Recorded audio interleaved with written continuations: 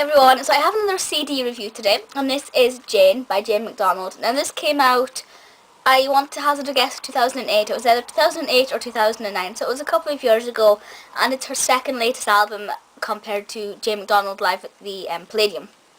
So as usual, we'll go through the booklet, then the track list. So the cover itself, as you can see there, I'll just take it out so you don't get the glare, is really gorgeous. You've got the orange background and a really beautiful picture of Jane there. And on the inside you have a word from Jane, quite a lot of words from Jane, and another picture of Jane there.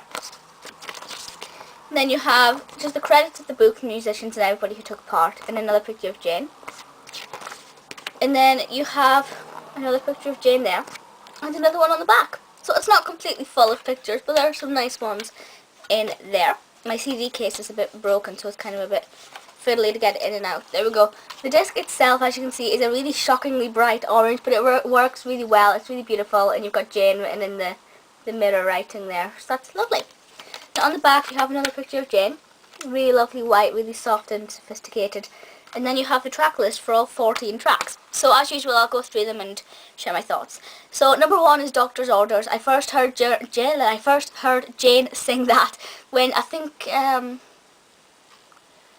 it would have been Jackie Bramble's last episode she sang it on, and she put in a bit of different words in it. That's when she first sang it for On Loose Women. She put in Jackie's name, yeah. And I fell in love with it straight away, and I actually recorded it on my phone from the TV. I watched it on +1, and I recorded it on my phone, and I really loved it. And then when I had it on the CD, I was like, perfect, I actually have a decent copy of it now, so that was good. Number 2 is Time for Love, which I really like. Not one of my favourites, but it's good. 3 is Song for You, and that's sort of the same rules apply for that one as it does the previous song. Number 4 is Masquerada. Good song, quite energetic compared to some of the others. It does really work for Jane's voice. Just not my favourite of Jane's, because it's not my favourite style of music. Number 5 is If I Knew Then, which I absolutely adore. It is such a beautiful song. A song that I wasn't really familiar with beforehand, but now that I've heard it on Jane's album, I really do like it. Number 6 is How Do You Keep the Music Playing. Oh, I love that one. That is absolutely beautiful. That is such a gorgeous track. Then you have number 7, Sweet Talker, which again is another one which I wasn't familiar with until I heard it. So that's just absolutely perfect. Number 8 is If You Love Me, which is not really one of my favourites, I'll have to be honest with you. It's alright, but I don't think of it when I'm thinking of Jane's music. Number 9 is 9 Times Out of 10, which I love. That is quite high energy, well, compared to some of her other ones anyway. It is really good. Definitely one of my all-time favourites, probably one of my top, say, 2 or 3 favourites on this album. Then you have Even Now, which, I absolutely love Even Now so much. One of the best Jane McDonald songs ever. I think it's on another one of the albums as well.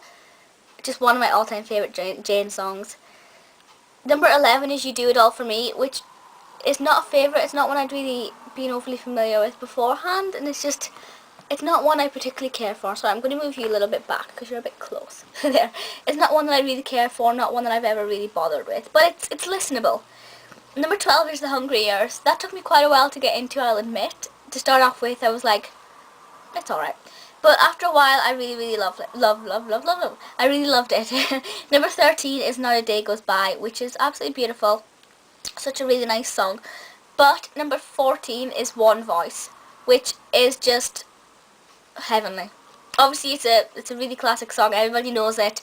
Jane's version is my favourite version. It's absolutely sensational. It is just it's so perfect. And to end the album with such a really high, powerful song, and to end the album with a high, powerful note that One Voice gives, it's just absolutely beautiful. So throughout them all, it's just really gorgeous. Now I'm going to see if I actually have the album on my phone. I think I should have put it on because I want to let you listen to some of the songs. Yeah, here we go. So I'll put on a bit of Doctor's Orders, and I'll put on a bit of One Voice. And as usual, I don't really know if copyright allows me to play these, but it's all for the good of the album because it's a very positive review. So right, I'll just take you to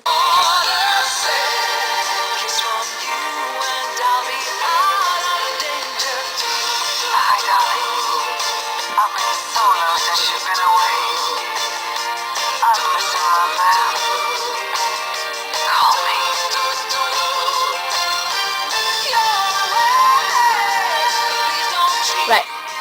And then I'll put on a bit of one voice, and then that'll do. I'll put on the end if I can. That's 30 seconds.